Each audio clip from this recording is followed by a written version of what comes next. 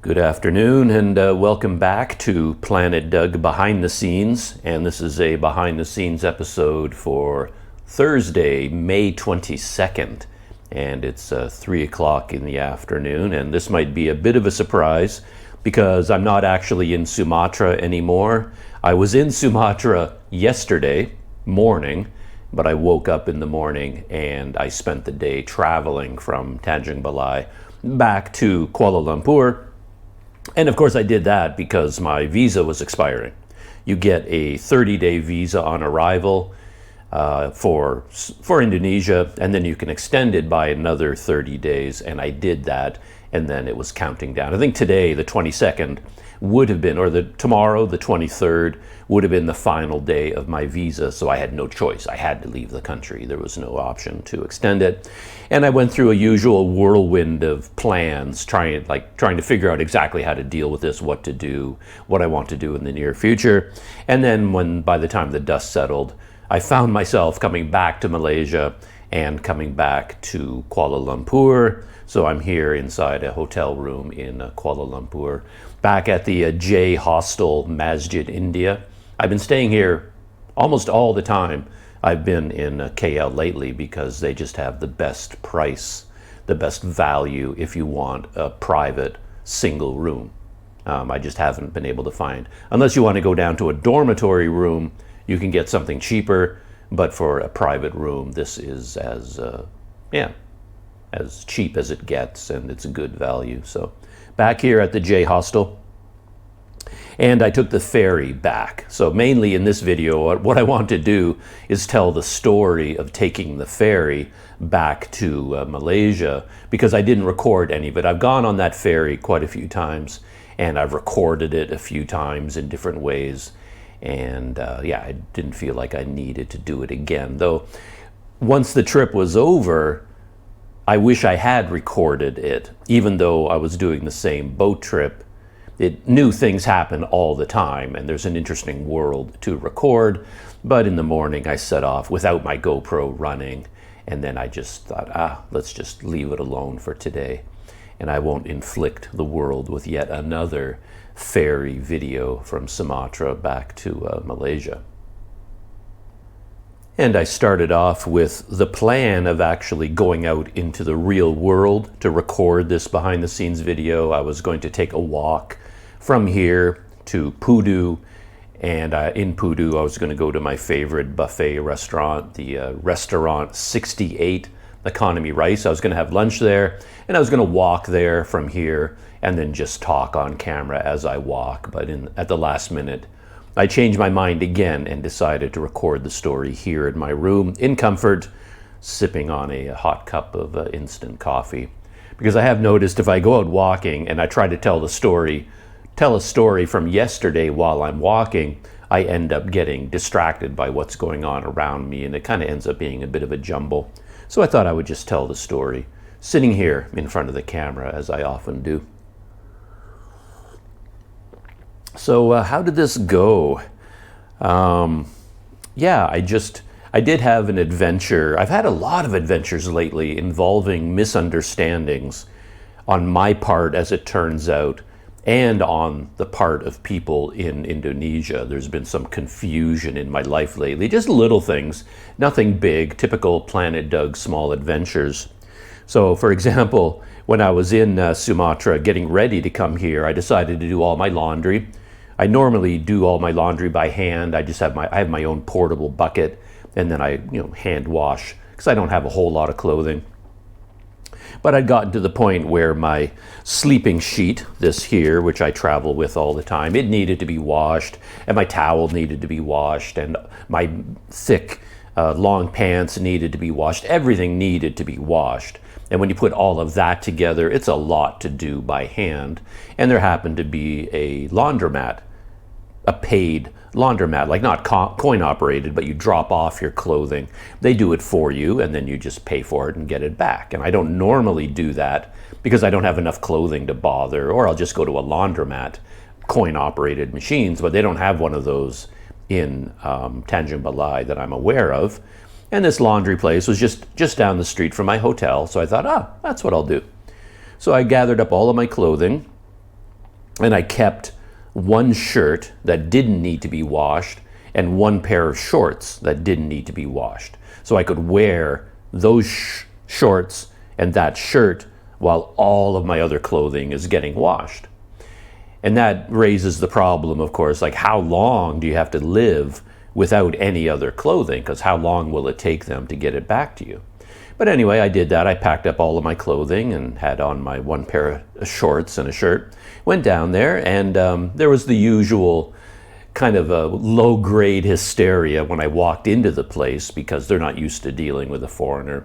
There were two women there, and they were giggling and laughing, and they sort of ran away at first, and they're talking amongst themselves and laughing and giggling. Like they're basically saying, you go talk to the foreigner. No, you go talk to the foreigner. And they were competing good-heartedly to see who would have to come to the front and deal with me. And while that was going on, I looked around, and the place was not busy at all. There were no customers. There were a whole bunch of washing machines and dryers. Dryers? I don't remember. There were washing machines on my right. None of them were being used. So there was nothing being washed, nothing being folded, nothing being ironed. There was nothing going on. So I thought, oh, they're not so busy. That's good for me. And that factored into the misunderstanding because I gave them my clothing. It was 3 kilograms in weight, and they charge 10,000 rupiah per kilogram. And I didn't really know what that involved, to be honest. When I'm doing one of these things overseas, I usually, like the first time I do something, I just let it happen. Because if you start asking questions, you're just going to start causing problems. Like I did want to know, okay, you wash it, but like, do you dry it as well? Like, is that part of the service? Like, exactly what is involved in the service? Questions like that, but I didn't bother asking because that just makes things confusing. I just drop off the clothing. They tell me how much it costs. I pay it. I'm done. I leave. I keep things simple. And then they actually were more organized than I thought. They got out a receipt pad, kind of a custom-made pad, and they wanted to know my name. I gave them the name card from my YouTube channel, so they wrote down Planet Doug as my name, and then a phone number. I gave them my phone number, and then they wrote down all the details. 3 kilograms of clothing, 30,000 rupiah. It was all written out. And then it said at the bottom, 5 o'clock. 5 jam, which is the Indonesian word for hours. So at 5 hour, I can come back and pick it up. Because this was at like 10:30 in the morning. And I thought, wow, that's amazing. Same day service. And it made sense to me at the time. I just assumed I'd get it back at 5 o'clock on the same day because, as I said, I looked around and all the machines were free. The girls there weren't doing anything. They were just sitting down, relaxing when I came in. They weren't working. So I thought, yeah, it kind of makes sense. I drop it off. They can pop it into one of the machines. By 5 o'clock, it'll be ready. So I was like, thank you very much. Thank you, thank you, thank you. And then I left, went about my day. And then I returned and I got back there at about 5:30, 6 o'clock, something like that, give them a little bit of extra time. And then I walk into the place and there was a lot of laughing and giggling and stuff going on. The girls ran away again. They went to the back and then they got out their phones again because last time they used their phones as well. They communicated with me through Google Translate. And then that's how we communicated. And this time is again, they were way at the back of the room, and then they both got out their phones and they were like typing and talking and then typing and then talking and typing. And they seemed really worried about something. And I thought, oh, something's wrong. I looked and I didn't see my clothing on display. I gave it to them in one of my own bags, a little duffel bag, and I didn't see my duffel bag anywhere. So I thought, oh, my laundry probably isn't done yet. And then they finally came back, and on Google Translate, they showed me something that said, your clothing will be ready tomorrow at 1 o'clock. And I guess that's why I assumed they just didn't do it in time. They said 5 o'clock, but they didn't get it done. And that's why they were so worried, and they were talking to each other. It's like, oh, the foreigner's going to be so angry. And, oh, you talk to him. No, you talk to him. And then they showed me the note that said, you have to come back tomorrow at 1 p.m. And I looked at that and went, oh, okay, that's no problem. I wasn't doing anything special. I didn't need, it's not like I gave them my tuxedo and I needed my tuxedo to go to a wedding or something. It's like I can live with my shorts and shirt, no problem. So, I just said, all right, cool. I'll come back tomorrow. And I thanked them and said goodbye. And they laughed and giggled. And then I went about my day. And then the next day, I came back at about 1:30, 2 o'clock, whatever it was. And I went back in again. There was the usual giggling and laughing. You talk to the foreigner. No, you talk to the foreigner. And then I saw my clothing was there waiting. So they brought it to the desk. And then she was also typing on Google Translate. And that took a long time. They were talking amongst themselves. There seemed to be another problem. And then she finally showed me the message that said something like, the amount of money you gave us wasn't enough. We have to ask for another 10,000 rupiah for express service. So for express service, you owe another 10,000. So I read the message and I went, oh, okay. And I got out 10,000 and gave it to them. And 10,000 rupiah is about, I think it's about 60 cents US. So it's not a huge amount of money. It's not anything to get upset about or get worried about. They told me I needed to pay 10,000 extra. So I just pay it and I go about my life. Of course, in the back of my mind, my problem isn't paying more. My problem is I like to know what's happening. I like to know the reasons. Like, because to me it was completely backwards. In my mind, they said it would be ready at 5 o'clock yesterday. And then when I came back, they said, we didn't get it done. You have to come back tomorrow. So for me, what had happened was late service. Like it took them an extra day to do it. So it wasn't express service. So I thought, this doesn't make any sense. And I would like to know, how did the express service factor in? Because I don't understand this at all. But I knew that if I asked questions, I would never understand the answers. It's going to be a mystery for the rest of my life. So I just handed over the 10,000 rupiah and I took my clothing and I went about my life. But then I did something very smart, which is unusual for me because usually I do everything wrong. But when I brought my clothing back to my room at the hotel and it was still inside the duffel bag, and I opened the duffel bag and the clothing was inside a plastic, like a clear plastic bag, really nicely laid out. All of my clothing was beautifully folded in a nice little square, very compact and very neat and tidy.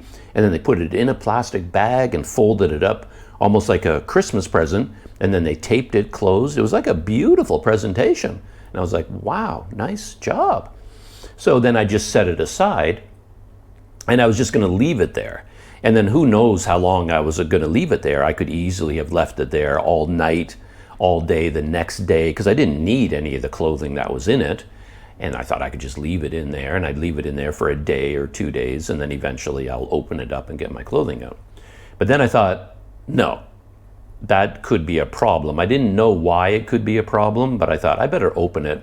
And then I opened it, and that was a very smart thing to do because all of the clothing was still damp. So they had washed it, and then they had semi-dried it. Like they dried it enough that the material kind of smoothed out and they could fold it and it doesn't end up being all wrinkled. Like you couldn't just jam it in there wet because it would be wrinkled.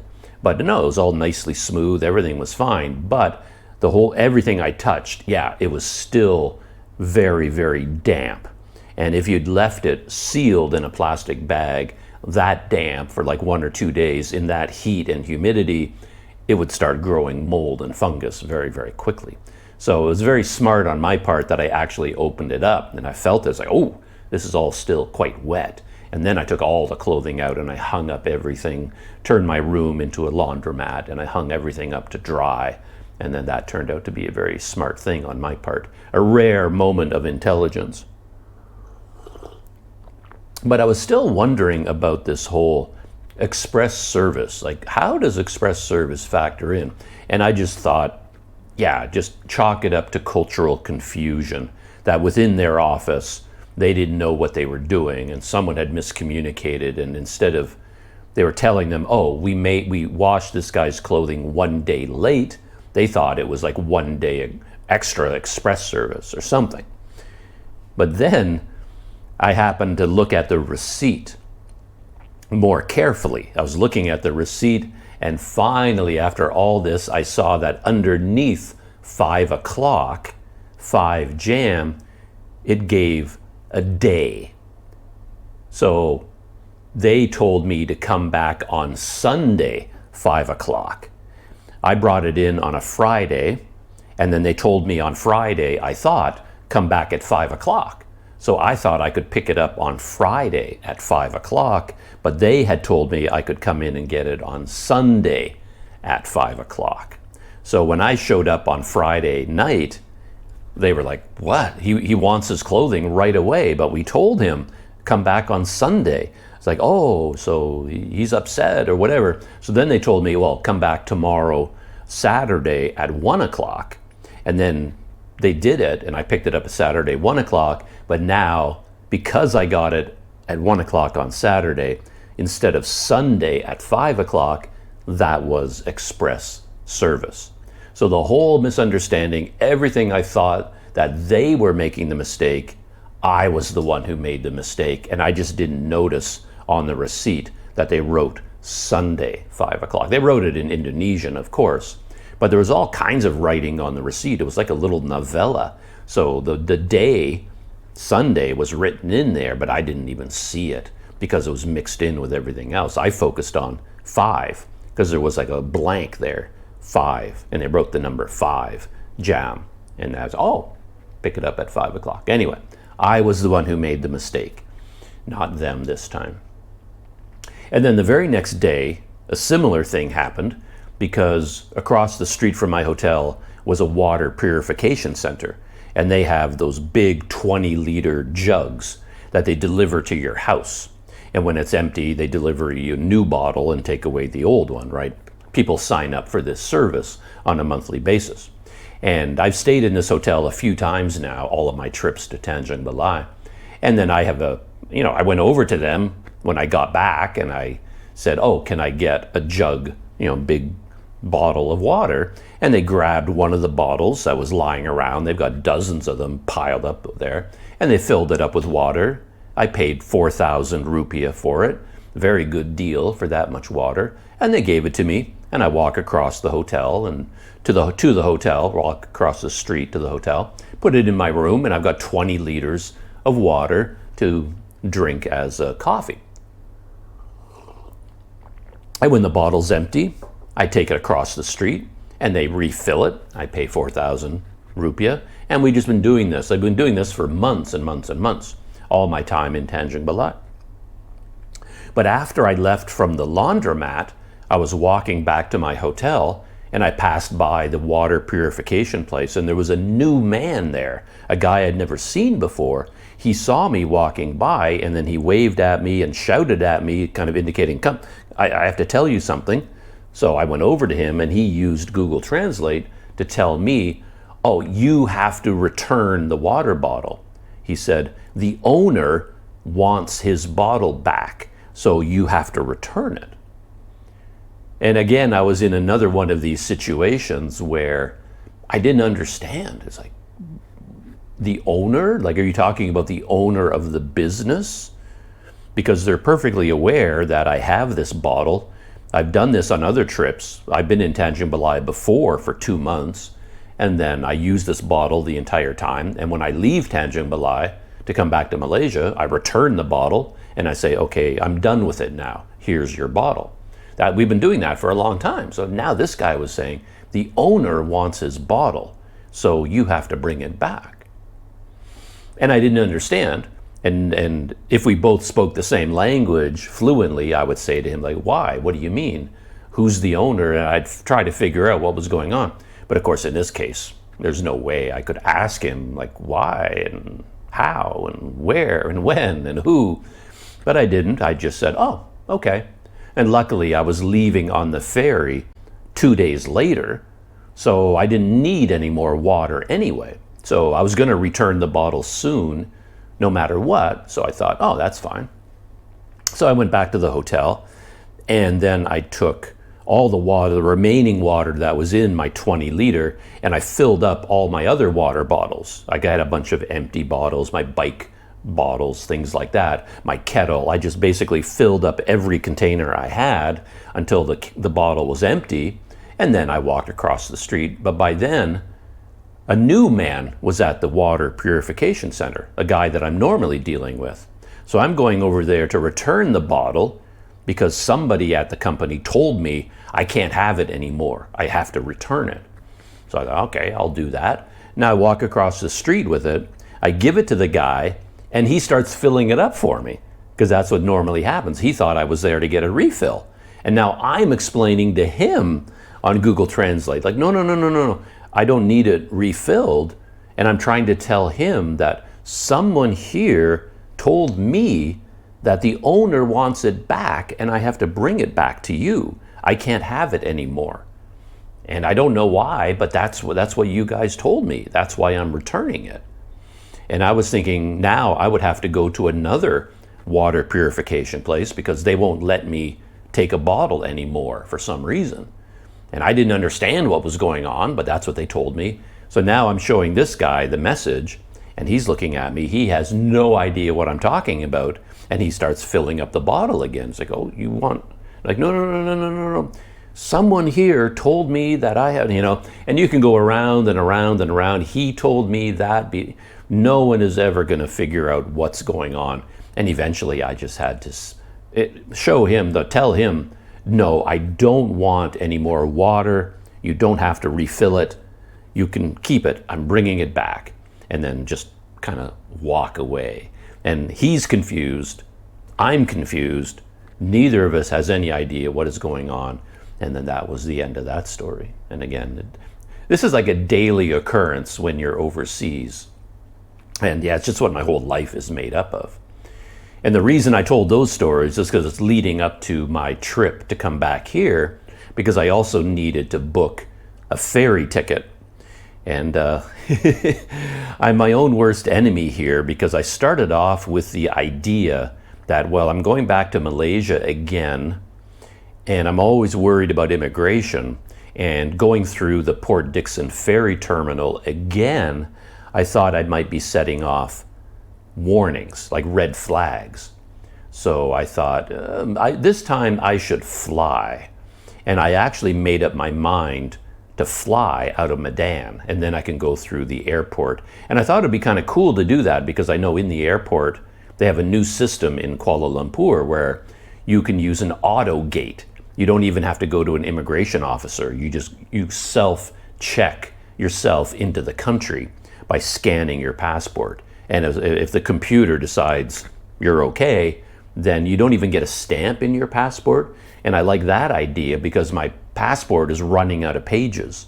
They're all full. And I'm going to have to get a new $400 passport pretty soon because the pages are being filled up. And I thought it'd be kind of cool to go in and out of Malaysia and not even get a passport stamp this time. And as far as I understand it, if you enter Malaysia using the auto gate, then you have to exit using the auto gate. So like you can't mix and match. But anyway, it was a new system, and I thought it would be fun to try it out, and maybe flying into Kuala Lumpur, I would avoid any problems with immigration. But for a whole bunch of reasons I won't get into, at the last minute, I decided, I'll just take the ferry again. So I went online to the Indomall Fast Ferry website. This was like a week and a half before my departure date, and I was going to book my ticket. You can book it online and even pay for it online if you want to use a credit card. And anyway, I was going to at least book it and then try to pay for it online. But then I picked the day, yesterday, and it said, I got an error message, no departures available. And I was like, oh, what the heck? So I tried the day before, no departures available. I tried the day after, like today, the 22nd, no departures available. Then I tried the 23rd, which is I think the last day of my visa, no departures available. And I thought, oh boy, I'm in trouble here because I was so close to my departure date, and now I was going to have to redo all of my plans because either there was no boats anymore, maybe the ferry company had canceled the Tanjung Balai ferry, because I checked the other ones, the ones going to Dumai and from Malacca, and they're all available. I can put in dates, times, whatever, and then it gives me a listing, and I can choose what trip I want to take. But all of the trips between Port Dickson and Tanjung Balai, it all said no departures available. So now I'm trying to figure out what the problem is.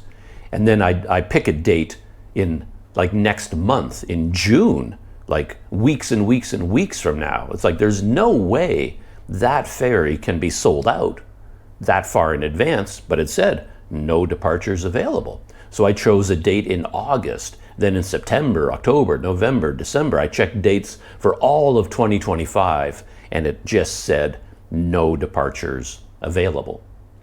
So now I'm like, I don't know what's going on. There's no way all these ferries can be sold out. So why are they not listed on the website anymore? So then I knew I had contact with Indomal on WhatsApp because I've had to deal with them in the past. And then I sent them a message here, like in Tanjung Balai, and I got no reply. Hours went by and nobody replied to my message. So then I thought I would check with the office in Malaysia, in Port Dickson, and I wrote to them on WhatsApp, and I said, I explained the situation that, and I asked them, what's going on? Has the boat to Tanjung Balai been canceled? And then they wrote back to me on WhatsApp and said, no, it's a computer problem.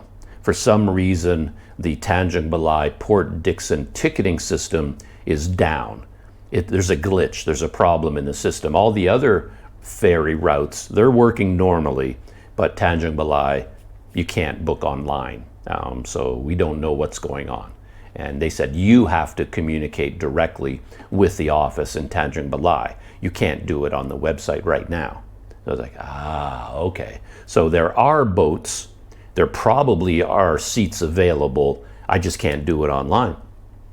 But then, after they told me that, the Tanjung Balai office replied to my WhatsApp message, and I explained to them the problem, that I was trying to book online, and it keeps saying no departures available. And they wrote back to me and said, yes, sir, that's because all the ferries are sold out. There are no tickets. Right? So now I'm getting two messages. Malaysia is telling me the computer is down. Tanjung Balai is telling me there are no tickets available. The boat is sold out. But now I'm trying to explain to them, it's like, well, that doesn't make a whole lot of sense because every single day can't be booked out. I've still got like a week and a half. Like, really, that day, the 21st is sold out, and the 20th is sold out, and the 22nd is, and the 23rd. And I'm trying to explain to them that, well, I checked August, I checked September, I checked December. I get the same error message. Like, are you telling me that all the boats for all of 2025 are sold out?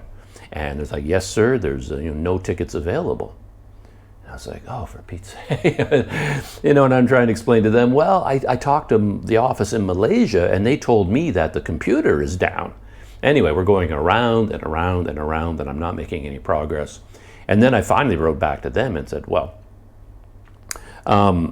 maybe can you do it manually? Like, if you're just looking at the computer, maybe you can do it for me manually. And I said, I want to go to Malaysia on either the 20th, the 21st, or the 22nd, one of those 3 dates. And I gave them all of my details, because you need to give them your passport number, expiry date, phone number, your name, everything, because they have to submit a passenger manifest to the port authorities for immigration.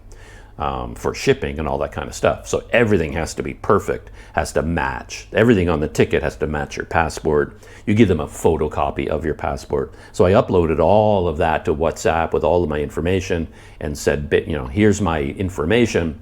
Can you book a ticket for me on either the 20th, 21st, or 22nd? And then a minute later, they wrote back with a ticket number. Oh, we booked a ticket for you on the 22nd. No, the 21st, which was yesterday. Yeah, the 21st. So once again, there's a happy ending, right? Like, I got my laundry done. They did a really nice job. Everything was wonderful. I returned the water bottle, as I was going to do anyway, and I got my ticket. But in all three situations, it's like I'll probably never understand what happened, except for the laundry one. That was my mistake. I just didn't read carefully enough. But yeah, with this Indomal Ferry thing right now, no idea. I have no idea what the problem was on the Tanjung Balai side, why they kept telling me there were no tickets. All the boats are sold out. You cannot go by ferry. And then when I tell them, oh, can you do it manually? And then, oh, here's your ticket, sir. I was like, oh, come on. With my brain, I mean, I'm happy. I got the ticket and everything was fine, but I do want to know what was going on behind the scenes. Like, what was the miscommunication here? So that was another small adventure of mine. If anyone is curious about the technology side of things, I'm recording this video on my GoPro Hero 12, and I took the battery out and I plugged it into USB-C power. So I've got this USB-C cable plugged directly into the media mod of the GoPro. So that's where it's getting its power from. And I have a lavalier. This is the Rode wireless, the Rode lavalier Go microphone, and it is also plugged directly into the GoPro. And I do that because if I use the battery power on the Hero 12 and I talk for this long, it overheats and shuts down. So I figured out that if I plug in USB-C power, then it works much, much better and it never overheats. And of course, for audio, yeah, why not use a lavalier mic? Because it doesn't require power. It draws its power from the camera. And so I don't run out of battery power on my Rode Wireless Go microphones. So that's what I'm doing right now. And I have it mounted on a little tripod on the bed sitting directly in front of me. And I don't have a whole lot of light in here. I do have my patented Planet Doug studio light because I travel with my own light bulb, but I don't have a mount for the light bulb to plug it into the outlet here. I don't know where it went. I think it broke because I buy these. There's really cheap models you buy in DIY shops or hardware stores. I've never been able to find like a high quality one. You can only buy the really cheap ones and then they break really easily. So yeah, the one I had, if I remember right, I think it broke. But anyway, I don't have any way to plug in or to screw in my light bulb, so they may be a bit dark. Yeah.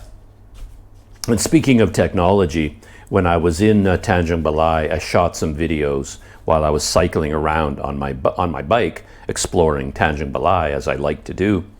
And my GoPro Hero 12 overheated all the time. And this is a little bit of a complicated story, but once more, I think I contributed to the problem. But I'm going to have to do another test in the future to figure out whether it was me or not. Because, yeah, I won't tell the whole story because it's too complicated. The point is, though, that on my GoPro, I had activated auto boost, like boost stabilization, because I thought it was needed for riding my bike. Like when I have the GoPro mounted on my bicycle on the broomstick can vibrate quite a bit. So I set the GoPro to its highest level of stabilization, which is called something like boost. And I never did that in the past because, to be honest, normal stabilization is pretty much flawless. You don't need boost for even riding a bike. You don't need boost stabilization. You only need it in really extreme circumstances. But anyway, I turned it on to try it out because I thought I needed it. But then I was reading just a few nights ago that boost stabilization produces more heat. It generates a lot more heat because it needs to process the signal, the video. Video file has to reprocess it with this higher level of stabilization. And that could be why it was overheating so dramatically. So now I've turned boost stabilization off. So I think in the future, the Hero 12 will behave a bit better. And boost stabilization burns through battery power much, much faster.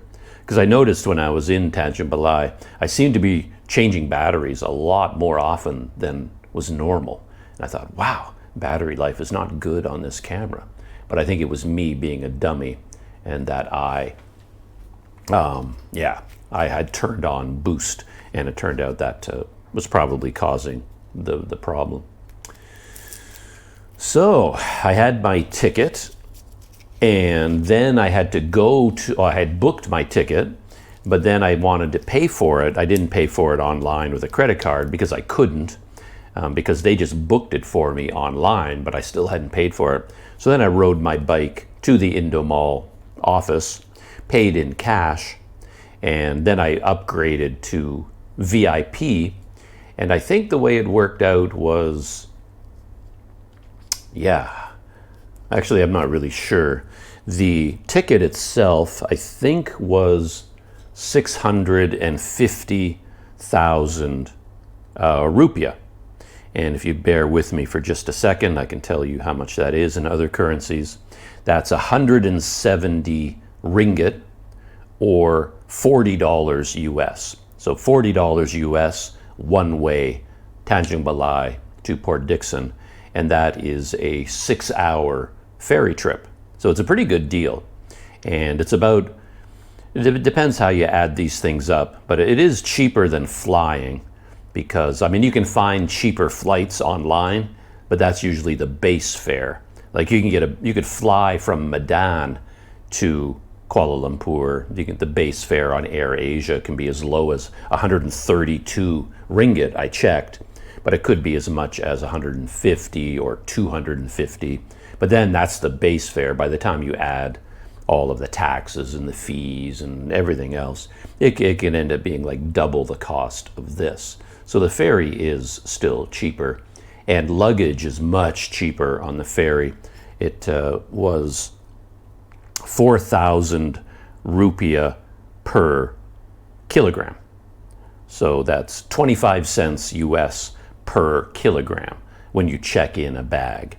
And then I paid an extra 50,000 for VIP class.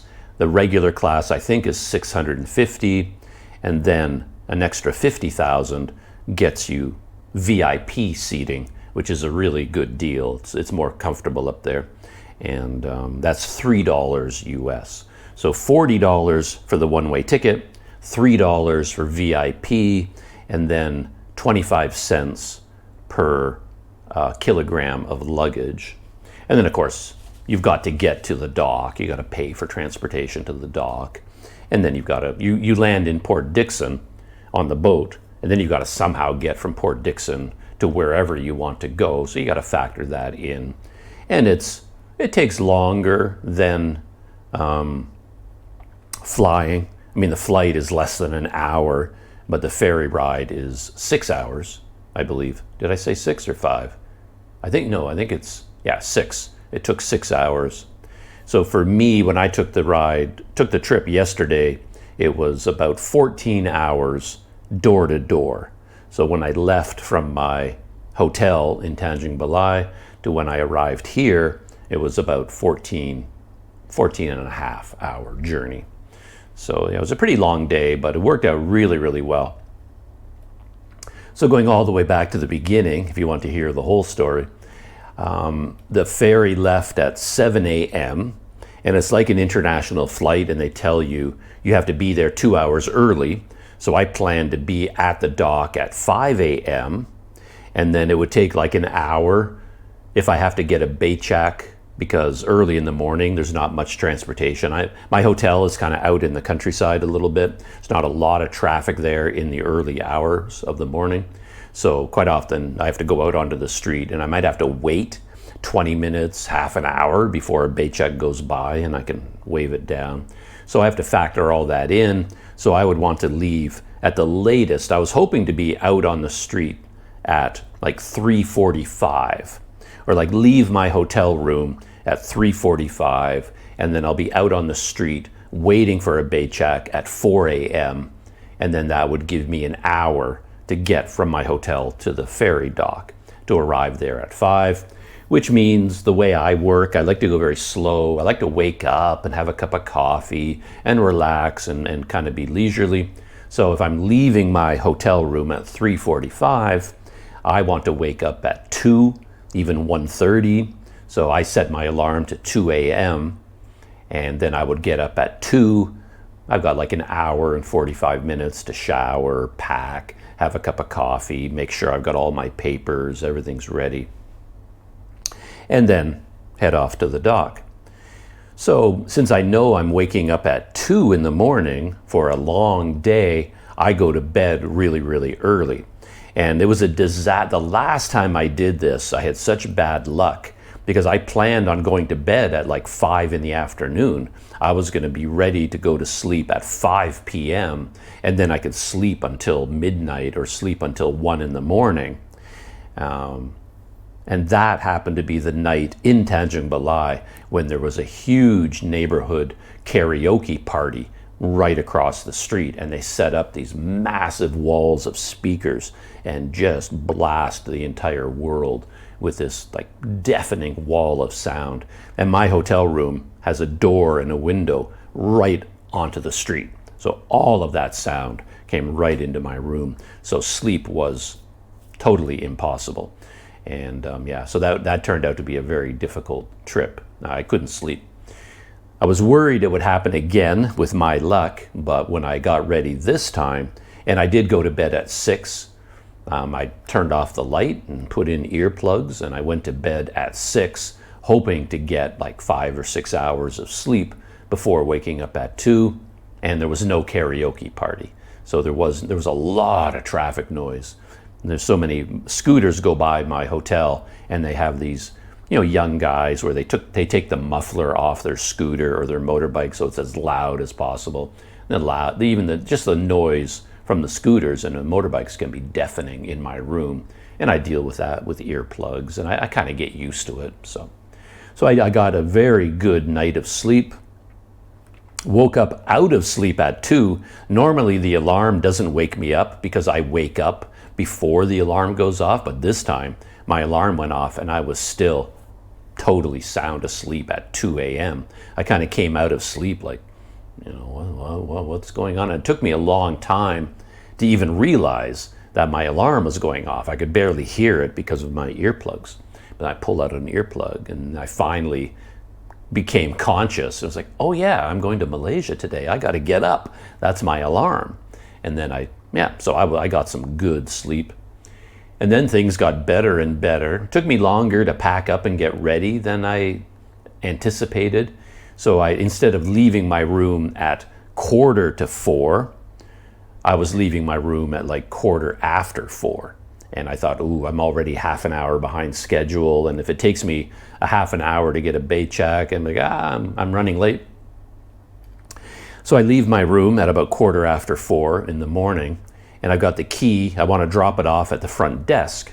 And I go into the lobby of this hotel. This hotel is like a low budget kind of place, but it does have a nice big lobby with some sofas and things and a desk. And there were 2 men sleeping. There's 2 sofas and there are 2 men snoring away, and the lights were on. But I wanted to drop off my key, and I thought, should I wake one of these guys up? Because I'm always worried that I'll drop off the key on the desk, but then they won't see it or it will get lost and I will get blamed. Even when I leave the hotel room, just before I leave, I always take pictures of everything in the room, including like the remotes. If there happens to be a TV remote and a aircon remote, things like that, I take photographs to show, okay, here's the remotes. And I take pictures of the bathroom. Okay, everything is still here. I didn't steal anything. I didn't break anything. So you don't need to do that, but I like taking the pictures anyway as kind of a souvenir of every hotel room I've ever stayed in. But I do that, and then when I drop off the key, I kind of want them to know I want to give it to someone. But then I looked at these 2 guys, they were sleeping, and I thought, I don't want to disturb them. So I quietly put the key on the desk, on the counter, and then I was going to leave them alone. And then I turned around to leave, and I ran right into the door. Like my knapsack I guess I turned the wrong way and my knapsack slammed into the door, rang the bell, made a big bang sound, and I thought, oh, for Pete's sake. I was trying to let them sleep, and then of course I hit the door and they both woke up. However, luck was on my side because I woke up this guy, these two men at the hotel, and then I just kind of said, I'm an oversharer, which should be obvious, and I like to tell everybody everything that I'm doing. So I didn't need to tell these guys what I'm doing. They knew I was checking out that morning. I'd already communicated with the hotel. Everything was settled. And then, but I explained again because maybe these guys don't know. So I showed them, oh, I dropped off my key and I said, I'm going to the Tebuk Nibung or Tebuk Nilung, no, the dock, the local name for the dock. And I said, yeah, I'm going there. And then the man said something to me in Indonesian, and I think he was asking me, oh, how are you going? And I said, oh, I'm going to look for a becak, because that's the only way you can go. So yeah, I'm going to take a becak and go down to the dock. And then the guy said to me, oh, I can take you. I was like, really? He said, yeah, I can take you. And I was like, wow, what a stroke of luck. And then I asked, oh, how much does that cost? And he said, oh, 70,000 rupiah, which is was a good price to go to the dock. A becak driver will generally ask for at least 100,000, hoping they get it. That's double the local rate. I think the local rate would be 50,000, but if they see a foreigner, they'll ask for 100. And then on the way there, they'll ask you to fill up their gas tank for them. So you pay for a tank of gas, and then you pay for the fee at the parking lot of the dock. And then when you get there, they're going to ask for 150,000. They'll say, "Oh, you should pay more." 100, So it's always a little bit of a hassle. So this guy's saying 70,000. I was like, absolutely, that would be amazing. It's going to save me a lot of time. I thought he would have a motorcycle or something. Next thing I know, he gets up, he leaves the room. I hear water splashing somewhere. He went to the bathroom and he's washing his hands. And then I'm waiting, and he never came back. And I thought, oh, where the heck did this guy go? And then out of nowhere, a beautiful white SUV pulls up at the front of the hotel, and he opens the door. All right, let's go. So 70,000 rupiah, door-to-door service or door-to-dock service, and I just got in the front seat of this SUV, and he drove me all the way to the dock. And that was amazing, because the becak are a lot of fun. If you're taking video for a travel experience, you're out enjoying life. Yeah, the becak are amazing. I love them, but they're also very, very slow. And the road to the dock is extremely rough in Tanjung Balai, and it's just like banging and crashing, and they have to go really slow. But now I'm in a brand new SUV, air conditioning, and I felt like I was in a space shuttle, because I don't generally travel around in Indonesia in particular. I get very used to either walking or cycling or becak. And then when I end up, like normally when I come back to Malaysia, I meet up with my friend Daryl for breakfast. I'm going to do that tomorrow morning, actually. And he often will drive his car to my hotel, pick me up here. And every time I get into his car, it's like, whoa. I feel like I'm suddenly a millionaire or something. I feel like I've gone into the future, because being in a modern electric vehicle, which was what Daryl has, to me just feels so amazing, because I just don't generally travel around in those situations. Now here I was in Sumatra, and this guy drove me to the dock in the hotels. Like maybe he's the owner of the hotel, and that's why he has such a fancy vehicle. I don't know. Maybe it wasn't even that fancy, but to me, it seemed incredibly luxurious. And it was like, this is so nice. He's playing music, air conditioning, it's nice and quiet, and it's got suspension, so we're going much faster. And before you know it, I'm at the dock at 4:45. So I was worried about getting there late, and then I got there super, super early, and there was nobody there. And that was a nice relief too, because the last couple of trips I've taken were during Ramadan. Poor planning on my part, but I was doing Ramadan traveling, and the ferries and the immigration offices and the docks and everything were just jammed with people, and it was really chaotic. This time I got there and it was just empty. It was like a ghost town. The whole dock was empty. There were people there, like the officials were there at the gate, things like that, but there were no other passengers that I saw. I was there completely alone. So I know the routine at this point. I know exactly what to do. You've got to pay a port tax. So you have to factor that into the price, I guess. There's like 100,000 rupiah port tax. So I have to go to this, like a storage container that has a window cut out of the side. And there's a guy back there sitting at a computer. There's no signs, there's no information, there's no indication anywhere that you have to get a port tax or pay for the port tax or anything. But I know I have to do this, so I went there, and the guy looks up at the window. Oh, I think it was 95,000 actually, 95,000 rupiah. And then I get this little piece of paper that I've paid the port tax. And then I went to the gate, and they scanned me in through the gate. And then I got scanned into the dock building using the QR code. And there's a little desk there for Indo Mall. And that was always a lot of fun because they don't often get foreigners like me going through there. So there's a lot of joking and laughing, all the usual stuff. There was a woman there working for Indo Mall Fast Ferry. And all the men around me were nudging me and pointing at the woman and going, "Oh, you're single. She's single. What do you think? Is she beautiful? Is she a beautiful woman? Are you interested?" And she's like looking at me and shaking her head and going, "They are all crazy men. Don't listen to them." And all this laughing and joking. Anyway, I got my bag weighed. My bag weighed 10 kilograms, and that came to 40,000 rupiah for me for a luggage fee.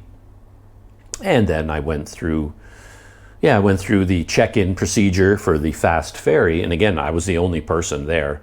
And then on my way up, you have to leave from there. And then you go by another Indo Mall desk where now they take your check-in stuff and they scan everything. That's the final process. And the guy there looked up at me and said, "Oh, you know my friend from the coffee." I shot a video where I interviewed a young man who built his own coffee shop on a motorcycle, a little cafe on wheels, and I featured him in one of my videos. And he says, "Yeah, that man, he's my friend. He's my friend where you got the coffee."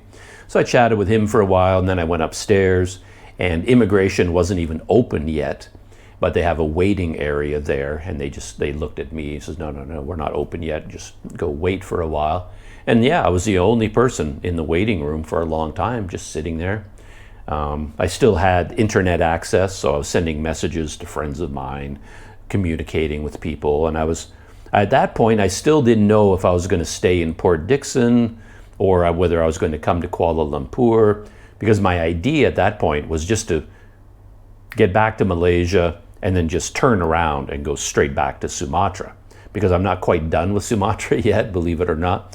So I wasn't going to go, I didn't want to spend any time in Malaysia this time. But I hadn't booked any hotel rooms, I hadn't done anything yet. And I was looking at all of the hotels in Port Dickson, looking at the prices and availability. And it was nice to still have an internet connection. And then in the end, I couldn't get a good price in Port Dickson. All the hotels struck me as unreasonably expensive. Maybe because I was coming from Sumatra and it's so much cheaper in Sumatra to live there than here. And I thought, Port Dickson, I eventually thought, well, if it's going to cost that much money to stay in Port Dickson, I might as well think about coming back to KL because I know people here, things like that. And then I checked J Hotel, Masjid, India, and I managed to get a good deal here, much, much cheaper than any hotel in Port Dickson. So I thought, okay. And a friend of mine, KY, he was in Port Dickson. He'd driven down from Kuala Lumpur. Port Dickson is his hometown. And then he came to the dock. He said he would come to the dock to meet me. And at that time, I planned on staying in Port Dickson. But now that I was changing my mind, I sent KY a message because he said to me, if you want to go to KL, I can drive you back to KL because I'm going straight back. And then I sent him a message and says, yeah, I think I'm going to go to KL. So if you want a passenger, yeah, that'd be great. He's going to meet me at the dock. I can hop in his car and zoom, we'll drive straight back to KL. So yeah, I was doing all that on my phone while I was waiting for immigration to open. Eventually, a few more people trickled into the waiting area, but I think by the time somebody shouted something in Indonesian to the effect of "immigration is open," there might have been 15 people total in the waiting area. And then we all got up, and there were 2 lines.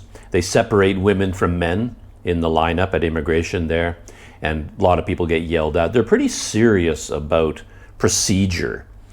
Every time I've taken this ferry, they seem to have gotten more serious, and they're shouting at people for more and more reasons. But the more, I don't think it was like that before, but now there's 1 lineup for women, 1 for men, and I was the only man. I don't know why, but everybody else, they were all women. So there were 3 lines actually, 1, 2, and 3, and the women all went into the first one, and I thought the one for men was the middle one, so I went into that. I got shouted at for that, and they said, no, you got to go to the far right one. And I think the middle one would be for anyone with mobility issues, or women with babies or young children. Anyone like that goes in the middle, I think. Anyway, so I finally ended up in the right line. And then, going through immigration, on the Indonesian side, there was no issue. Foreshadowing for you that there was an issue on the Malaysian side, which is kind of the main story I wanted to tell here.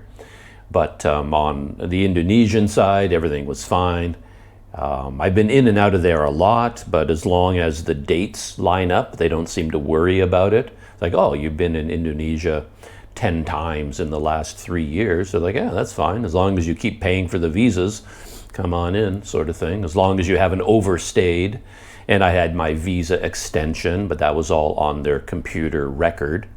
And of course, in the days leading up to this, I had made sure to fill out the online Malaysian digital arrival card. And I think that factors into my story as well. That's a new thing. Thailand has introduced it just recently, that they have an online digital arrival card now. You have to do it online within 72 hours of your trip. Like no earlier than 72 hours. You can only do it within the 72-hour period before your trip. And you have to fill out your passport number, your name, the hotel where you're going to stay, name and address, and then the details of your flight out of that country. You got to put all that into this online digital form. So I made sure to do that. And I know from experience now that for Malaysia, you don't have to keep a copy of it for yourself. It's not like you have to show them a QR code. You don't have to print it out or anything. It just goes into their computer system, and that's it.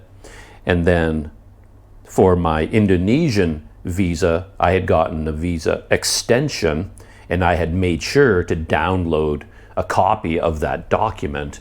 And then I found a place in my neighborhood that has a computer and a printer, and that's a whole other big adventure I won't go into, but I eventually found this place, and they printed out a copy, because I like to have a piece of paper, because if I just hand them my passport, it looks like I've overstayed, because my visa, my original sticker, has 30 days, but I've stayed almost 60 days. And then I tell them verbally, oh, no, I got a visa extension. How do they know?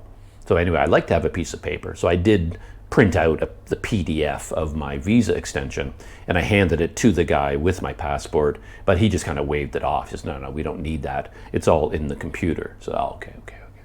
But I can't shake this preference for having a paper copy of things. In the past, it has turned out to be quite useful many times just to have a piece of paper still. So I still do it. So I went through immigration without any issues. I don't know, I can't remember if he even asked me any questions. Yeah, can't remember. And then from there, still early, I was like the very first person going through, and then you can walk directly out onto the dock before the boat. And they do have an interesting system here about the luggage, which is kind of interesting. I don't quite understand it, because when I put my bag on the scale, it read 10 kilograms, and I paid. They filled out a piece of paper, my name and passport number, 10 kilograms, 40,000 rupiah, all the information was on there. And then this guy took that, and then they just sort of waved me away. like you don't get anything. Like when you take the ferry, like at the airport, you drop off your bag, it has something attached to the bag, and then you get a copy of something that links you with that bag in case it goes missing. But on the ferry, for some reason, it doesn't work that way. You drop off your bag and you get nothing in return. So it's like, where's my piece of paper? Like, don't I get something? But no, you don't get anything. And then when you go down to the boat, to board the boat, there's a big pile of bags there waiting to go on the boat, but they haven't loaded them yet. All the luggage is there waiting. And when you get to the boat, they ask you, like visually for you to identify your bag, which one is your suitcase or backpack or duffel bag or whatever. And then you point to your bag, and then they move it from the big pile into a smaller bag. And then they do that one by one. Every time someone shows up, they say, okay, which one is yours? You point at it, and then they move it until they move all the bags. And now that everybody has identified their bag, then they load it onto the ferry. But throughout this entire process, you have no documentation at all. So it's kind of nice to see your bag at the boat. So I had VIP class. So we didn't board right away, though. I think this was the earliest I had ever been there to board the ferry. I was the very first one. And then I walked they told me, walk down the dock, go to the boat, but the door was closed on the boat.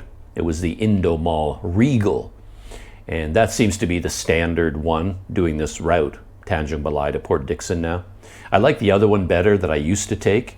It had a smaller VIP section with a huge outdoor deck, but the Indomall Regal has a much bigger VIP section and a very tiny outdoor deck, and only smokers go out there. It's really uncomfortable out there, so I don't like the Indomall Regal that much, but yeah. Since I'm not shooting any video, I didn't really need to go outside anymore. And anyway, so I went up to the VIP section. And again, I was the very first person up there, so I could pick any seat I wanted. And I was very careful and deliberate about that because I have a long history of always picking the wrong seat in a restaurant. Anywhere I go, on a bus, on a plane, I always pick the worst seat. I don't know how I do it, but I do. And I'm trying to break that habit. So I sort of went up and down the boat a few times, like thinking, okay, if I sat here, what are the good and bad things about this seat? What about here? What about here? What about here? And I finally picked a seat, and then I stood there for a while. I put my knapsack onto the seat, and I just sat there looking at it going, okay, why? Why is this the worst seat on the boat? Because I know it is. Like, why? What am I missing? But I couldn't think of anything, so I took the seat, and then yeah, it's perfectly fine. I took the window seat. There's no reserved seating on these boats. You just sit down in whatever seat is available. And because I'd gone through this long process with Indomall about how the ferry was completely sold out, like even when I went there to pay for the ticket in person and get the VIP upgrade, I asked them when I got there, because they told me, the boats are all sold out. The boats are all sold out. There's no tickets available.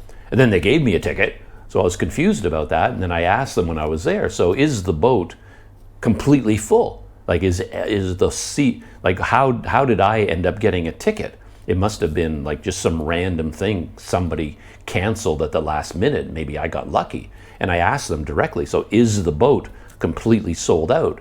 And they're, yeah, the whole boat is full. Every seat we've sold, it's sold out. Turned out that was completely untrue as well. Because I was on the boat, I was the first one up there in VIP, I sat down, and then I waited and waited and waited for VIP to fill up, and almost nobody came in. By the time the boat left, 1 hour late, it's always 1 to 2 hours late for some reason. But anyway, I was supposed to depart at 7, and I was on the boat really, really early, so even to get to 7, I had like an hour and a half waiting, just sitting in my seat. And then 7 came and went, and there was no progress at all. And then at 8:10, the boat finally left. And as we crept up on 8 o'clock, a lot more people started arriving. And then the VIP section kind of became more full, but I would estimate, top of my head, 60% full, maybe 70% capacity. There are lots of empty seats. So all this business about completely sold out, all of 2025 completely sold out. Like, look at the computer. Look, no departures available. And I even asked them, is the boat sold out? Yeah, everything's sold out, no tickets available. But when I got on the boat, tons of seats. So that was no problem at all. And yeah, it's a pretty comfortable seat on a comfortable boat. And I kind of know how all of this goes. The boat can get quite cold depending on the situation. The air conditioning is very powerful. So I made sure, I brought this sheet with me, my bed sheet. I packed it into my carry-on bag, and then very, very quickly after I sat down, I was like, oh man, it's so cold in here. And I got out my sheet and I just bundled myself up like I'm inside a cocoon. And they have big TV monitors. Everybody watches the movies the whole time. They have English blockbusters with Indonesian subtitles, and then they show like Chinese kung fu acrobatic movies with Indonesian subtitles, and then local Indonesian movies as well. They just show movie after movie. The last time I did it, they showed Kong versus Godzilla X, or whatever that one was called. This time they showed Venom 2 or Venom 3. I don't know how many Venom movies there are, but there's no audio, and I don't watch the movie on the screen. I did end up watching something the whole time when I was on because I had my tablet with me, and I had some things loaded up on my tablet to watch. And I wasn't shooting any video for Planet Doug, so the whole trip I just sat in my seat, and I was in really good shape. I wasn't tired, I wasn't stressed out. I didn't eat anything. That's another Planet Doug feature because I have a lot of trouble with bathrooms in my life. So the day before the ferry trip, I made a deliberate choice to eat nothing. So the day before, I had nothing to eat for the whole day. I drank a lot of milk, and I drank water, but I didn't have any food at all. And then I didn't have any breakfast before getting on the ferry. And they give you a little box breakfast as part of, I don't know if everybody gets it, but in VIP anyway, they bring you a box breakfast. And in the past, I tend to eat only the rice because everything else is in a little bag. Like they had like fish and sauce and veggies packed up in these individual plastic bags. But I can't get those things open. And your fingers are slippery because everything is leaking a little bit, and you're trying to open this bag. And it's just a huge mess. So I just take the spoon or the chopsticks and I eat the rice. Now, I don't even try to open up anything else. It's just a small amount. And plain rice is good enough for me. But this time, I didn't even eat that. They gave me the box breakfast, and I didn't eat anything. I didn't eat I did eat, so they had some crackers in there, a couple of little crackers, and I ate the crackers. And that's it. And then I got out my tablet, and I watched. The main show that I watched was a new series called Suspect, and then it had a subtitle, Suspect, the shooting of Jean something Menezes. And this was a story I didn't know anything about. I guess it was a huge deal. It's like a TV series, but based on real events. They say at the beginning that they've changed a lot of things for dramatic purposes, et cetera, et cetera.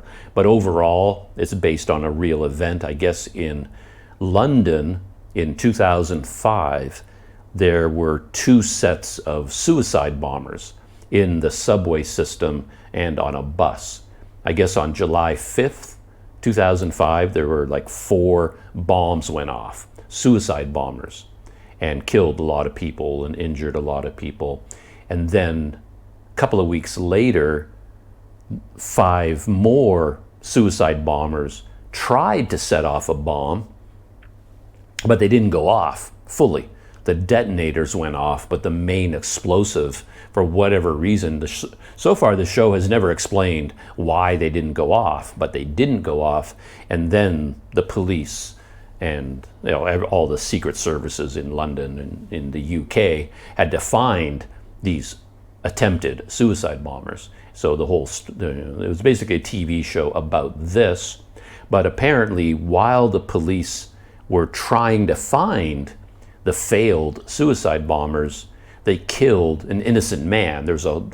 According to the TV series, the the police system broke down. There were like communication problems, there were misunderstandings, the radios didn't work, and they identified a man as a potential suspect. He was totally innocent. He had nothing to do with the bombers, but they thought he was a suspect. And then some police tracked him into the subway system, and then there was some panic and some confusion, and they ended up shooting him and killing him. And the poor guy, of course, had no idea what was going on. He was from Brazil, actually, a Brazilian tourist, they called him, though he was working in London. He was just on his way to work, got on the bus, got in the subway, and next thing he knew, all these men with guns shot him in the head, and he's like, and then he died. And then, of course, this turned into a big scandal, and the big police, according to the TV show, there was a big police cover-up. All the police officers involved in the shooting were colluding with each other, and then making things up and saying this is why. And then there was a trial to find out whether they behaved improperly or not. Were they justified in killing this man or not? And turned into a big scandal in the UK. So anyway, that's what I watched. I think there's one more episode left I haven't finished yet. Anyway, I entertained myself. I think it's a 4-part series or 6. Who cares? It's either 4 or 6. And I just sat in my seat the whole time, just watching show after show. And nobody sat beside me, so I had an empty seat beside me the whole time. And this was amazing. They now had chair service. Like normally there's nothing on this boat. For me, that's the biggest problem with this boat. That you think it must be wonderful to sit on the boat for 6 hours and you can go get a cup of coffee, like riding on a train, go to the dining car, get a coffee and hang out. But it doesn't really work that way because there's nothing. There's like a little closet down on the first deck, and you can get like a 3-in-1 coffee, but it's really hard to get down there. And then walking up again, you're like spilling your coffee. And I don't know, there's not a lot of service on the boat. But this time, I was sitting there watching this show, and this guy walked up and down the row between the seats, and he was selling banana chips. At first I let him go by because I'm on this, I don't want to eat when I'm traveling because I'm worried about getting sick, and I don't want to be stuck sick and on a boat for 6 hours. So I generally don't eat or drink anything. But I looked at those banana chips and, man, those look pretty good. So he went all the way around, and when he came around a second time, I was like, yeah, I'll have a bag of those. And I got a bag of banana chips. And then I saw him delivering a cup of coffee at one of the seats. And I looked across, I saw he was on the other side, and I kind of raised my hand. He looked at me, and I'm like, copy? And he's like, yep. So he went and got one of these 3-in-1 packages in a coffee and then filled it with hot water, and then he brought it right to my seat. It was amazing. I'm like, banana chips, coffee. I mean, the coffee was pretty bad, to be honest, because they don't fill the cups up enough. So you got this big 3-in-1 like cappuccino kind of powder mix poured in there, and then they put in like a dribble of hot water, and then it's almost like sludge. And I'm like, I want them to fill the whole cup with hot water, but that's not how they drink their coffee there. But still, it was better than nothing. I had my banana chips, and I had a coffee-like substance to drink in my chair, and I'm watching some good TV shows. And 6 hours later, we pulled into the dock at Port Dickson. Yeah, really easy-going trip, relaxed, enjoyable, had a ride in a luxury SUV directly to the docks, sailed through immigration, no issues at all. It was a wonderful trip, really, really enjoyable. Things got a little bit complicated now that I was on the Malaysian side, and this was, I still, again, I have no idea what happened or what was going on in reality. That's the way my life goes. Things happen, and after it's over, I'm like, what was that all about? I'll never understand, and the whole thing was like a giant mystery. But anyway, we dock, and then the way the boat works, again with luggage, is kind of interesting. at Port Dickson and in Tanjung Balai, they unload all the bags first, and then the people can get off. And they do that for physical reasons because all the bags have to go down the same pathway as the people through the immigration area, and then it finally gets to the luggage claim area. There really is no luggage claim like at an airport. So that, like at an airport, of course, people and luggage can get off simultaneously because they go in different ways. But with this boat, the way the dock works and the Port Dickson ferry terminal, you go in the same direction. So they don't want to let all the people off first because then they can't get through with the bags. There's not enough room. So then they get all the bags off first. And I know this because I am an experienced ferry taker at this point. But it turns out that nobody else on the boat seemed to know this, because the second the boat engine kind of slowed down and the boat nestled up to the dock, everybody jumped up like we were on an airplane, and they were rushing for the stairs to exit the boat. Everybody got up and just ran forward. So the alleys between the seats are all jammed with all the passengers. And then it took like an hour for them to unload the bags. So everybody was standing there for like an hour. And I knew that. So, I mean, I was deep into the next episode of Suspect, and I thought, well, I know we're going to wait for an hour to get off the boat, so I'm just going to watch another episode of this TV show. So I was way ahead of the game this time. And then, I let it, once they were unloading, like the VIP section leaves first. And I always feel weird about that because I'm not a VIP kind of guy. In the old days, I took this boat before, and I didn't even know there was a VIP option, because when you buy the ticket, it just says ticket. It's not like ticket and then VIP ticket. And I just assumed, because I had seen people coming down from the top of the boat, and they got off the boat first, because I was always in deck class, right? Coach class. And I just assumed it was a small number of people and that they were like the elite, the super, super rich, because I just assumed it was like an airline where, business class is 10 times more expensive than coach. So I never even looked into it. But then one day, by pure accident, I found out that, for an extra $3, you get VIP class. So ever since then, I've always been getting a VIP class. And we get off first. And then when we come down from the VIP, you go down some stairs, and they have all these staff members holding back the coach people.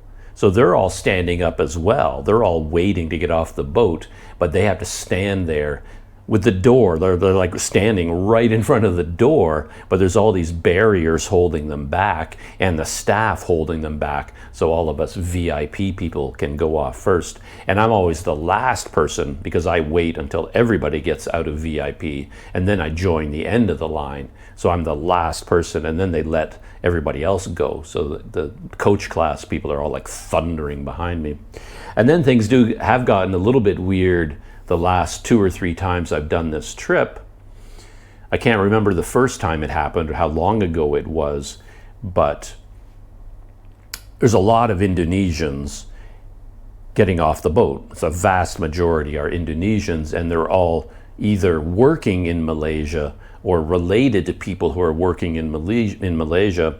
So processing them is a bit slow. More paperwork is involved, checking documents, work visas and things like that. And if everybody on the boat is ahead of me and I'm at the back of the line, it's going to take me hours to get out, even though my tourist visa, off you go, sir. So now lately I've been getting VIP service from immigration as well. So all the VIP people were ahead of me. And from doing this in the past, I know that the Malaysians want you to walk on the right side. If you're on the left side of the dock, they shout at you and blow their whistles and point at you. You got to stay to the right, and you can't have knapsacks on your back. That's some kind of a security risk or customs problem. You got to take off your bag, you got to hold it in your hand, you got to stand to the right, and you got to stay in line. I know that, so I'm busy doing that, and all the VIP were ahead of me in a single line. And then when I got to the line, I'm at the very back of the line, and then someone from the Malaysian side looked at me. "Oh, sir, come. They said, you don't have to wait in line, sir. You can just walk directly to the front." And I'm like, it just feels weird to me to get preferential treatment like that. But I'm like, okay, I'll take it. I won't fight you on this. And then, I just walk all the way to the front, and I'm passing by. I don't know how many people were in the VIP class, but a lot, as it turned out. I said it was like 70% full, 60% full, but it's still a big section of the boat. I mean, it was a big, long lineup, and I'm walking by all these people, and I almost want to go, sorry, I'm sorry. I get to go to the front, and I get to the very front, and then I got into a lineup. There's like 4 immigration officers, 1 for Malaysians and 3 for foreigners, and they directed me to the far right one. And that's when things got a bit wonky. And I still don't know what happened. I'm standing there in line. I've got my passport. I'm holding my bag in my hand like I'm supposed to. Other people were getting yelled at because they always go ahead of the yellow line. They've got a bag on their back. They get out their smartphone and they're starting to surf or send messages, and you're not allowed to do that. You have to keep your phone in your pocket. And then all the Indonesians are getting yelled at all the time. Back behind the yellow line. Oh, get the bag off. And no, put your phone away. You can't have your phone out. And I'm very careful to not break any rules. And I'm standing there waiting. And then a roaming immigration officer, a woman, came up to me in line. And this happened to me one time before, so it wasn't a big surprise. But anyway, this woman came up to me to talk to me directly. She wasn't the immigration officer. She came up to me in the lineup while I was waiting. But then I couldn't understand what she was saying. Her English was so bad, I had trouble understanding her. So I'm like, sorry, excuse me, I'm trying to figure out what you're saying, but I don't really know what you're saying. And that kind of freaked me out. So I could feel myself starting to act suspicious, right?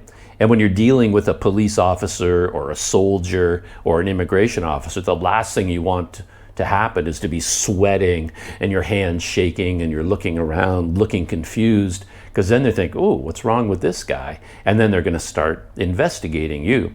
So I'm trying to act normal and relaxed. I'm not breaking any laws. I'm not a criminal. I'm not doing anything wrong. And I'm trying to behave like someone who's not doing anything wrong.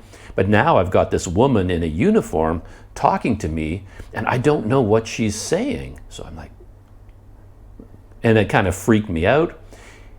And it seemed to me she was saying that I understood that she wasn't even Malaysian. She says, oh, I'm Indian, and I want to understand about other countries. So I got this impression that she was some kind of an immigration intern from India, and she was here doing a study work program, and she saw a foreigner in line, and she thought, oh, this is good work experience. I'll go talk to the foreigner and find out about him and his travel and how he, and that's what I thought she was saying. So that's how I spoke to her, like she was this friendly person on a study exchange intern program or something. But then she started getting more and more serious, but she started off with questions like, she took my passport, so she was official. She was an official part of immigration. So, can I see your passport? And she's looking at it, and then she's, oh, you're from Canada. And yeah, I'm from Canada. And we're having this little chit chat. And then she says, oh, tell me about Canada. Tell me some things about Canada. And again, now I'm confused. I'm like, what do you mean? Like, what exactly do you want to know? She says, well, like, tell me about the language of Canada. I'm like, what's happening here? I don't understand what's going on. You want me to tell you about Canada? And I'm starting to get nervous because now I feel like I'm being interrogated. And then I start stumbling over my words, and I told her, well, in Canada we have 2 national languages, English and French, but, English is mainly spoken in some provinces, but in Quebec, the main language is French.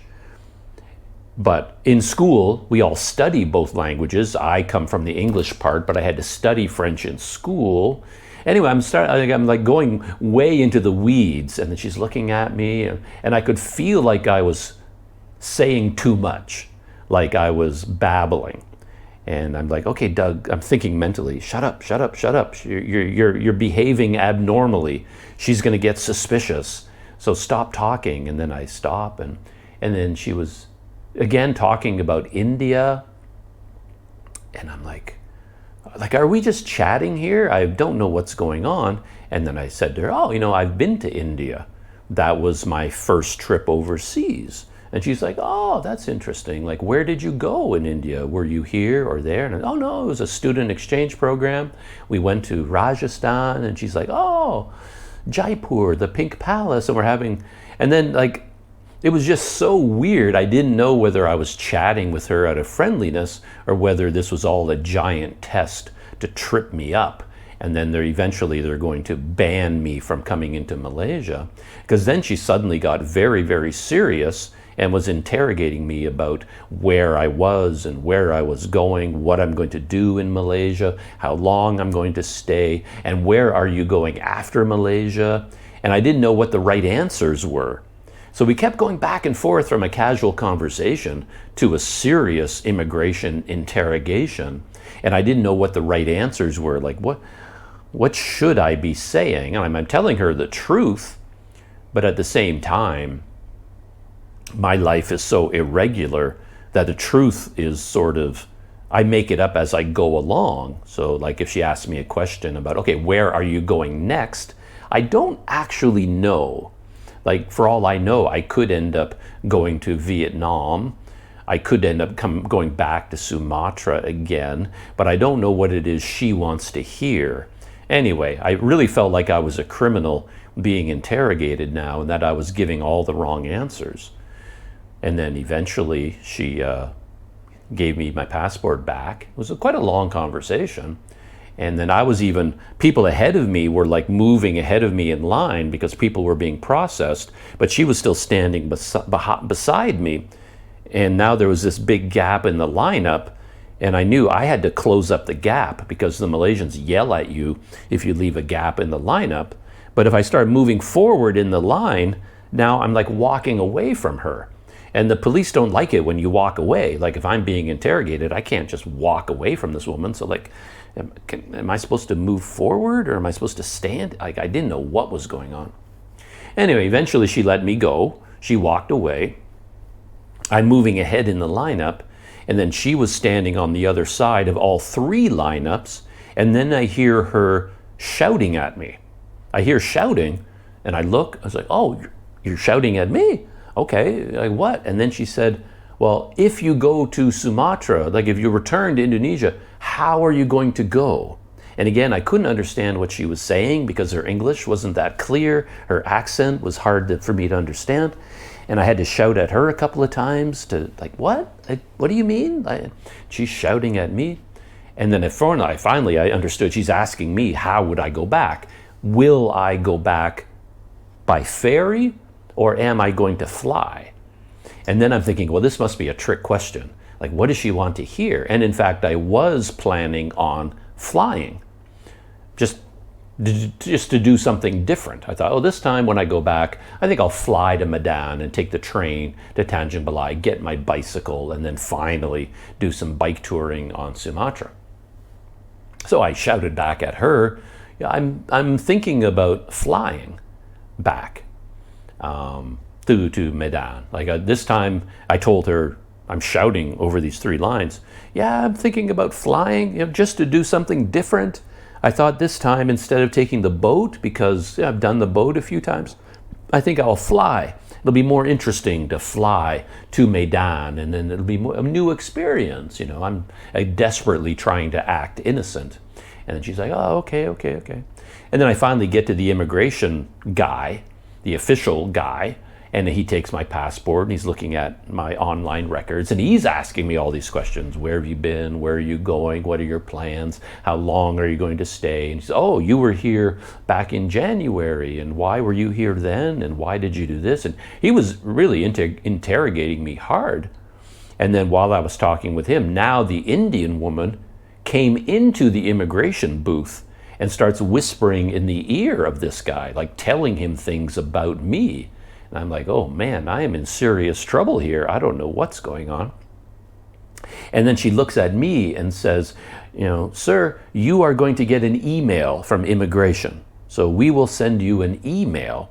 And then she took my passport and took out her phone and she started taking pictures of my passport and says, remember, we will send you an email. So you will get an email from immigration. I'm like, okay, sure. And then she went away. And then I got stamped in with the normal 90-day social visit pass. And I got my bag and I went through customs and I was back in Malaysia. So far, as far as I know, I don't have an email yet. And what could be in this email, and I guess related to this story, so yeah, none there. I got to check my other folder. Nothing there. And I got to check my junk folder, all the spam, because I quite often get real emails. They all end up in my spam folder for some reason. And I'll bet you the immigration email is going to end up in my spam folder, and I don't want to miss it. Anyway, not yet. They haven't emailed me, and if they do email me, I can't imagine what the email would say. They must be suspicious about me, or they're going to tell me something, or they're going to ask for documents, or they're going to say, this is the last time you can come to Malaysia, so make plans. If you leave Malaysia now, you can't come back until the year 2030 or something. I don't know. And then I was thinking that the Malaysian digital arrival card factors into this, because in the old days when you had a paper card, I can see a lot of people filling out information, but it ends up being illegible or something because they ask for your email address sometimes. And if you write down your email address, who knows whether it would work or not, or they can read it properly or not. So immigration, I don't think, could depend on an email address that somebody wrote down on the card, the paper card. But now that you do it online, and I think you have to enter it twice to confirm that it is a real email address. So then I think immigration, because you're doing a digital arrival card now, they have all that information in front of them. So they ask you, when is your flight out of the country? And you have to say a specific day. It's on this day, whether you actually have a flight or not, you have to put a date down. So now the guy asks me, how long are you going to be in Malaysia? He can double check with what I wrote down. So if this time I say to him, I'm going to stay about a week, he'll look at the date of my flight and he'll say, oh, your flight is 2 months from now. That's the date you wrote down. So now you're changing your flight. They can catch you in a lie much more easily because you filled out this online form.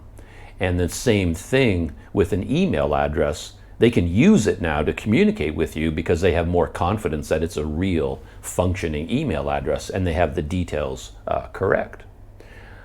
Same thing with a hotel. And this factors in with the story as well, because the guy asked me, where are you going to stay? And I told him the truth as I knew it at the time. I said, I'm going to Kuala Lumpur and I'm going to be staying at the J Hotel, Masjid, India. That's what I told him verbally, but that's also what I wrote down on the digital arrival card. So he's asking me, where are you going to stay? And then his eyes go to the computer. And as I'm speaking, he looks on the computer. Okay, he's J Hotel Masjid, it matches. He's telling the truth. And that's a story, or significant, because I was looking online for news out of Malaysia.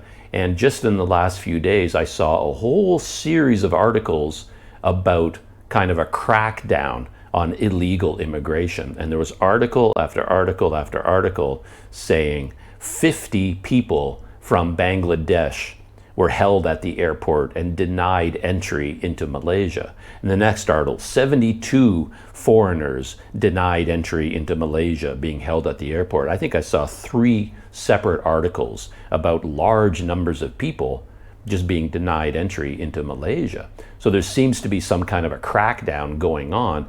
And when I read the article, it said that these guys from Bangladesh, they had violated immigration policy because they lied about where they were staying.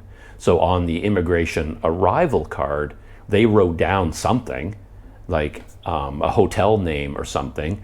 And then when they were being processed at the airport, they said something else and it didn't match. So they lied about where they were going to be living, where they were going to be staying. And then they were denied entry into Malaysia. So I was like, good thing I wrote down accurate information and my answers matched what I said to them. And I had read these articles before I made this trip, so it was kind of on my mind that you don't want to get caught out in a lie. So everything I said in the digital arrival card, that's also what I told them in person. Like I wrote down the date of a flight that I don't actually have, but I did write down a date. This is when I'll be leaving Malaysia. And I just sort of picked something at random. And then I didn't know the exact number of days. So when the guy asked me, how long are you going to be in Malaysia? I kind of gave him a number that approximated the date that I had given them online. But I did give the right name of the hotel and things like that. And then, they did stamp me into the country. It was a little bit annoying again because as I said, I'm running out of pages on my passport, and I just wish these immigration guys would be a bit more organized, because I've got one page on the left side. All it has on it is the stamp for Indonesia, the sticker and the exit stamp. Takes up like a quarter of the page. And then I arrived in Malaysia, and then the Malaysian stamp is on the other side. It's on the other page. So I've got like one stamp per page. I'm like, can't you like just fill up that page before you move on to the next page? Can you do that for me? But they don't do that. They go to a brand new empty page and they put a stamp like right in the middle, and it's like it uses up that whole page, and it's going to cost me $400 to buy a new passport. Anyway, we'll see. Maybe once all the pages have a stamp on it, maybe they can go back and find a page that has room, and then they can start using up all the empty space that they left. I don't know how that works. So, yeah, we'll see. I guess that is the end of my story about coming here. As I said, I didn't shoot any video about the trip, so I thought just for fun I would do a behind-the-scenes video telling the story. And now I'm just waiting for an email from immigration. Maybe they will finally clear up the mystery about what that was all about. I honestly have no idea. There's a good chance that I just misunderstood everything because I couldn't understand what she was saying. Maybe it was clear from what she said who she was and why she was asking me these kind of strange questions. She flipped back and forth between, oh, you went to India, where did you go? And oh, what did you think of the Pink Palace? That, oh, we're just being friends. And suddenly it was like, oh, what date, what time, where are you going, why are you going? And like serious immigration questions. She kind of freaked me out. Now, maybe that was the technique. She was trying to throw me off balance. And I kept, and my YouTube channel did come up because everybody there at the ferry dock, they know me by now because I've gone through there quite a few times, and they know me, and I've given them name cards from Planet Doug, and they've asked me, who are you and what are you doing? And I, as part of my answers, I would say, I make YouTube travel videos a little bit, and here's the card for my, and they'll ask me, what is the name of your channel? And I give them the name card. Everybody there knows me. So she knew in advance that I was a YouTuber. That's one of the first things she said when she came up to me. I guess I didn't tell that part of the story, but she did say, oh, so you are a YouTuber. And I said, yeah, I'm a YouTuber. And I got out my wallet, got out a name card. Said, oh, here's my YouTube channel, Planet Doug.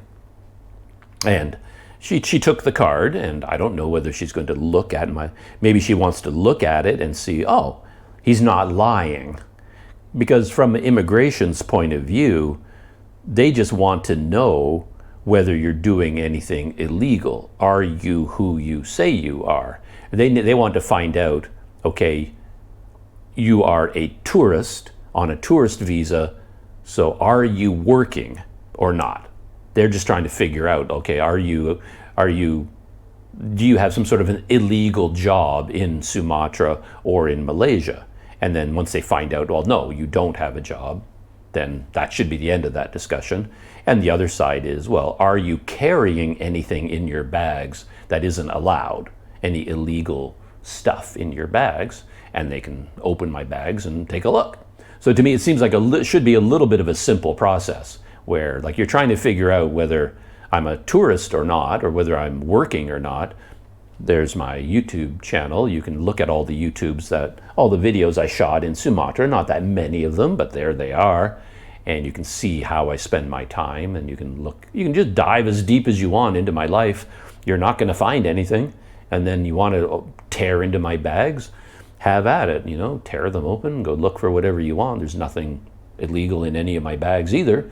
But then they don't do that. They actually interrogate you for a long time, asking all these questions, trying to trick you into giving away something. And I'm thinking, well, yeah, I can just tell you the truth because, yeah, I'm not doing anything illegal.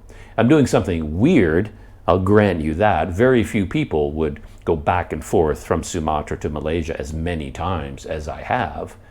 It's an unusual thing to do, but I don't know if it breaks any kind of immigration policy, or I know it doesn't break any kind of law, but it might go against any kind of like immigration policy. I'm not sure. There might be a rule. And so again, when she asked me, well, if you go back to Sumatra, will you go by boat or by plane? It seemed like my answer had significance. That one of them was the right answer and one of them was the wrong answer. And I didn't know which was which. I was just guessing. It's like, well, which one's the right answer? Which one will make you stop asking me questions? I assumed that it was good to say that I will be flying back because they just don't want to deal with me anymore. It's like, okay, you just took the ferry to Sumatra from Malaysia. Now you came back by ferry, and now you're going to return to Sumatra by ferry? That's starting to get weird. But if I mix it up and then I fly back, like, oh, okay, now that's okay. I don't know why that would make a difference, but I had a feeling that flying was the right answer. So that's the answer I gave them. But after I said that, then she came into the booth and started taking pictures and telling me, we're going to send you an email. So something's wrong. So maybe I gave the wrong answer. Maybe I was supposed to say, oh, I'll go back by boat. Then you can investigate me again. I don't know. Anyway, it was quite an experience for me to go through that. Yeah. And then my friend KY, he was at the dock waiting there, and I hopped in his car and we drove back to Kuala Lumpur, and we made some pit stops along the way, did various things. I got a cup of coffee at a convenience store, which is really nice. And yeah, he dropped me off here at the J Hotel Masjid India, and here I am. And I think that is where I will end this story, my behind-the-scenes story of traveling from Sumatra back to Malaysia. So that is it. And I'm going to try to edit this video and upload it as quickly as possible. People can see the video and they'll know that I'm back in Kuala Lumpur, because I didn't really talk about it. I wasn't posting anything to Patreon. I wasn't talking about coming back here. In fact, I was thinking I wouldn't even tell anyone, because I didn't plan on being here a long time. I was just going to come here, turn around, and go back again. And I wasn't going to mention it. I was just going to shoot another video in Sumatra and pretend I'd never even left. But since I'm here, I think I'll dive back into making Planet Doug videos while I'm here in Malaysia and posting them. And if people are confused about how I'm suddenly in Malaysia and then going back to Sumatra, well, there's not a lot I can do about that. I lead a somewhat confusing life sometimes. So that's it. And yeah, shutting down my GoPro. It didn't overheat. Nothing went wrong. So that was a very successful little behind-the-scenes video experience. So that's it, shutting down, and I'll see you in the next video.